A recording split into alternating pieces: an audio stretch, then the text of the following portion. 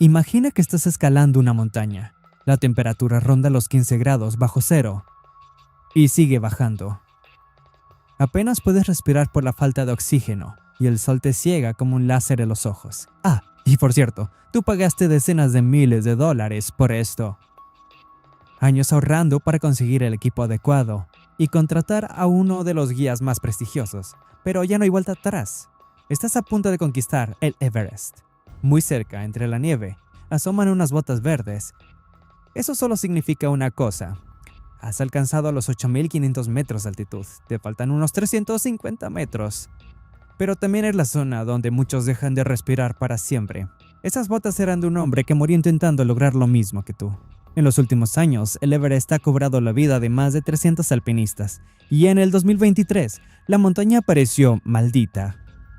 Solo en los primeros 6 meses murieron 17 personas, un nuevo récord fatal. Lo más macabro es que los cuerpos de unas 200 personas siguen ahí, congelados, como estatuas humanas. Existe una regla no escrita en las alturas: nadie será rescatado. ¿Pero de verdad es necesario respetarla? Revisar páginas de agencias para subir el Everest puede parecer una broma cabra. $10,000, $70,000, hasta $84,000. Y eso sin contar el traje térmico especial, los gogles, los rastreadores, ni el tanque de oxígeno obligatorio al pasar los 7,000 metros. Así que subir el Everest es un lujo que no garantiza el regreso, ni siquiera garantiza que tu cuerpo vuelva.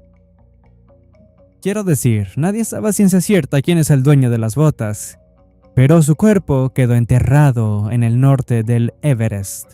Algunos dicen que fue Sewan Palager, del equipo indio, que llevaba botas Koflach hechas para escalar. Otros piensan que fue Dorje Morab, también desaparecido. Lo cierto es que, si mueres en el camino, probablemente quedarás tirado en la nieve, sin auxilio, sin nombre, sin tumba. Y si lo dudas, pregúntale al destino trágico de David Sharp. Cuando David era niño, subió el cerro Roseberry Topping en North Yorkshire. Aquel momento encendió una obsesión que lo acompañaría durante toda su vida: escalar montañas. Con el tiempo sus logros crecieron. Conquistó las cumbres más altas de África y Europa: el Kilimanjaro, el Elbrus y el Cho Oyu, uno de los colosos del Himalaya. Su primer intento por escalar el Everest fue en 2023. Aunque no llegó a la cima, demostró una resistencia admirable, incluso frente a otros montañistas del grupo. Sufrió congelación severa, incluso perdió varios dedos.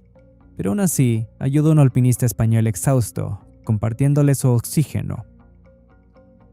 Al año siguiente, David volvió a entrenarlo, pero no logró superar los últimos 350 metros. Se dice que lo frenó fue una decisión arriesgada: subir sin oxígeno. Algunos alpinistas quieren romper récords, y subir al Everest sin ayuda externa es quizás el desafío más letal de todos. Ahí todo depende de tu cuerpo o de tu suerte. Con la misma mentalidad, David se lanzó a una tercera expedición. Su madre estaba aterrada, pero le repetía que el Everest no era tan peligroso, que nunca estás solo en la ruta, que siempre hay otro cerca. El 13 de mayo de 2006, David emprendió su camino desde el campamento base. Muchos le insistieron a David que llevara tanques de oxígeno, pero se negó. Más tarde, varios grupos reportaron haberlo visto, exhausto en distintos tramos del descenso. Nadie sabía si había llegado a la cima, o si, una vez más, había decidido darse la vuelta. Un día después, lo encontraron en una cueva de piedra caliza, justo donde yace congelado el dueño de las botas verdes. Algunos recuerdan haberlo visto acurrucado con los brazos alrededor de las rodillas, como si algo no anduviera bien, pero nadie se quedó a ayudarlo. Lo que David le dijo a su madre no era del todo cierto, solo quería tranquilizarla, porque escalar la montaña más alta del planeta no es una aventura normal. Es un castigo para el cuerpo humano, y quien se atreve, lo hace por decisión propia. Cada alpinista ha pagado mucho dinero para sentir esa mezcla de medio, adrenalina y gloria. Y en ese mundo no puedes esperar que alguien te comparta su oxígeno, como David hizo con aquel español. Ahora David estaba solo, el frío lo vencía poco a poco y la conciencia se le iba apagando. Había hecho todo lo posible por resistir, pero necesitaba ayuda. Otro alpinista lo encontró.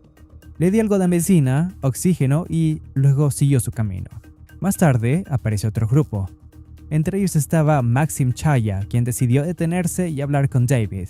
Pero cuando Maxim intentó mirarlo a los ojos, se dio cuenta de algo escalofriante. El rostro de David ya estaba negro. El grupo se asustó, intentaron pensar en cómo ayudarlo, pero otros alpinistas le advirtieron que no arriesgaran sus propias vidas. Lo único que pudieron hacer fue enviar un mensaje por radio al campamento base. Pero en medio del clima extremo, la ayuda era imposible. Así que, completamente solo, rodeado de hielo y muerte, David murió.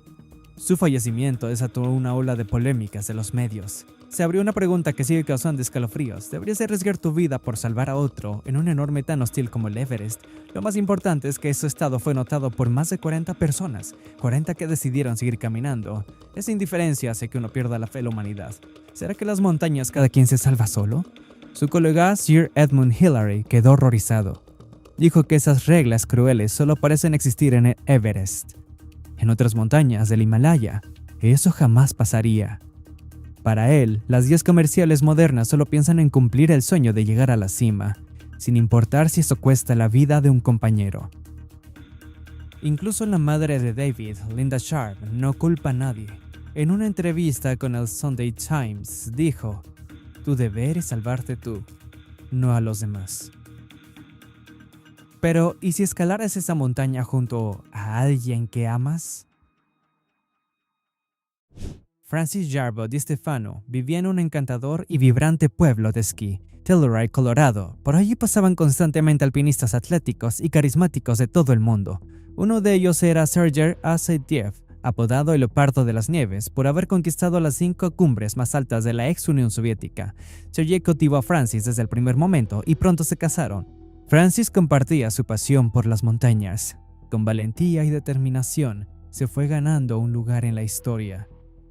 Fue la primera estadounidense en esquiar el monte Elbrus.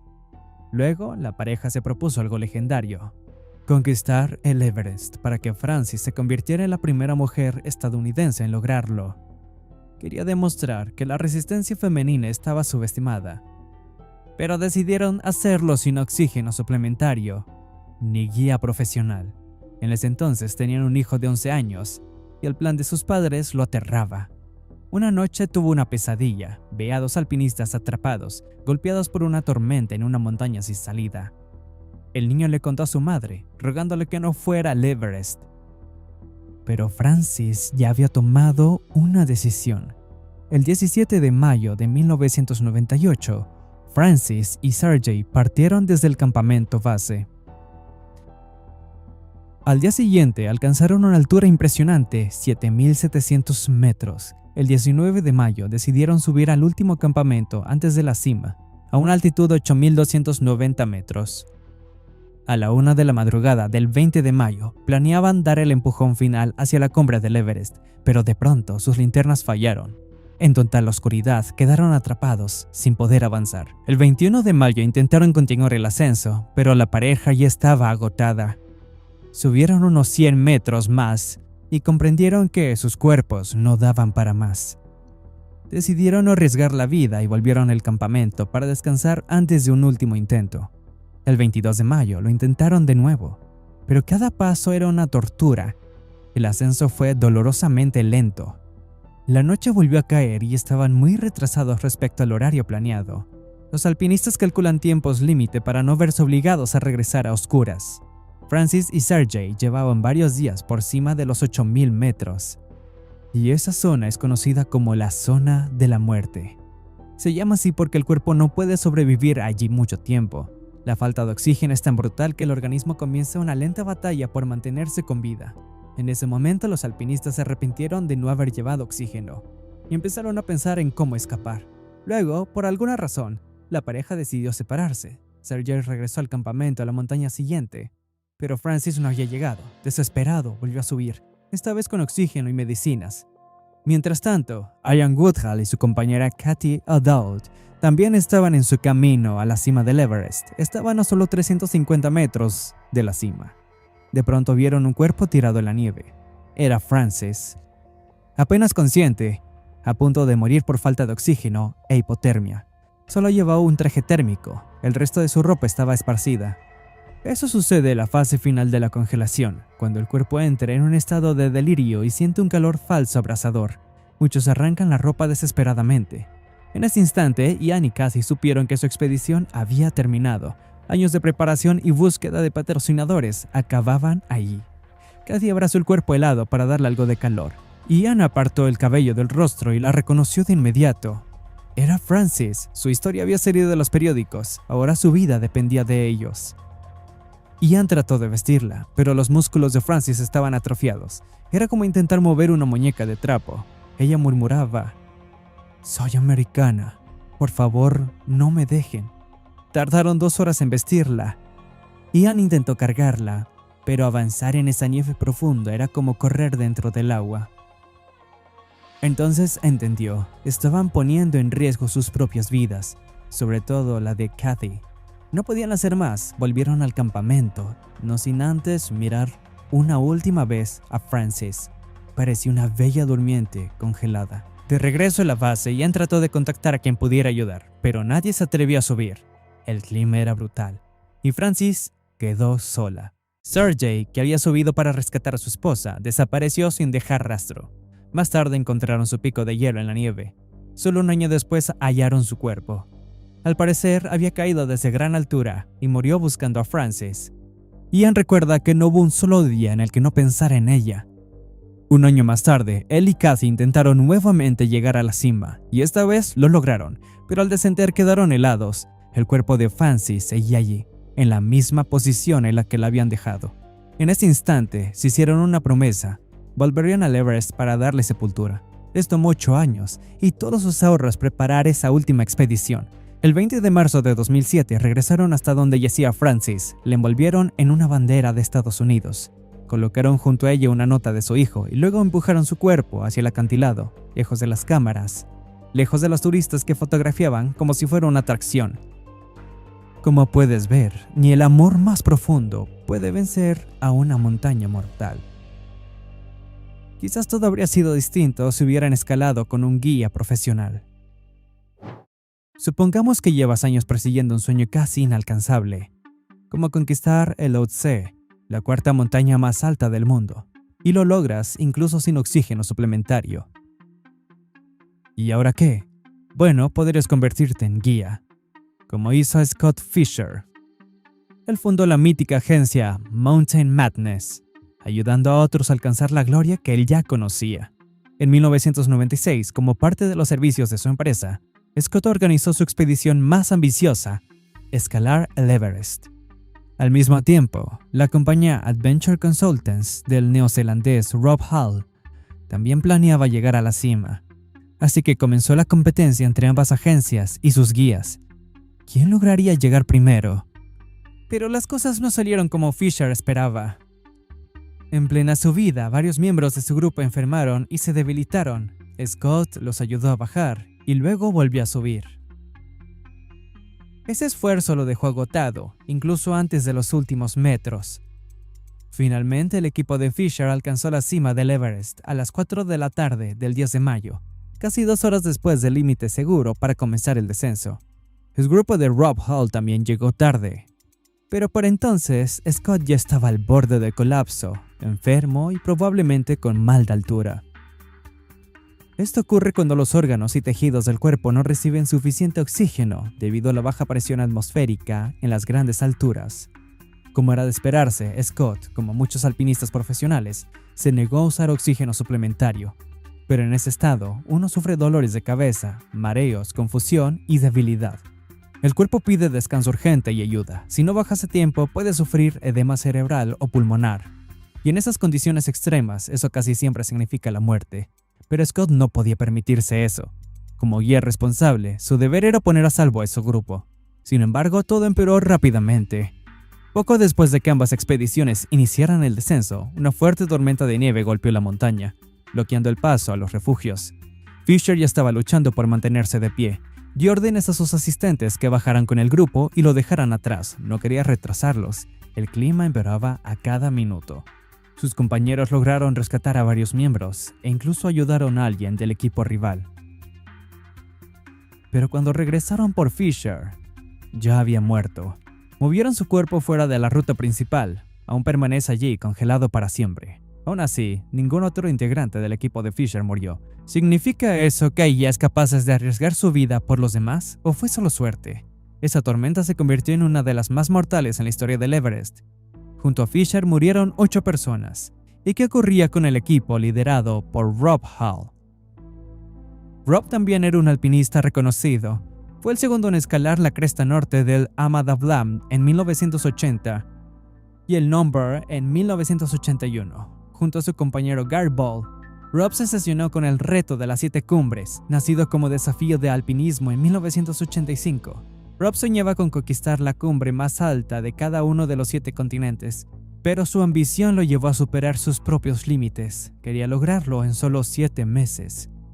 Una cima por mes. Él y Gary Ball decidieron comenzar nada menos que con el Everest, la más difícil del resto. Y lo lograron, escalaron las 7 cumbres. Este récord marcó un hito en la historia del alpinismo por su velocidad. No es de extrañar que en 1996 los clientes pagaron hasta $65,000 a su empresa, Adventure Consultants, para tenerlo como guía en la subida del Everest.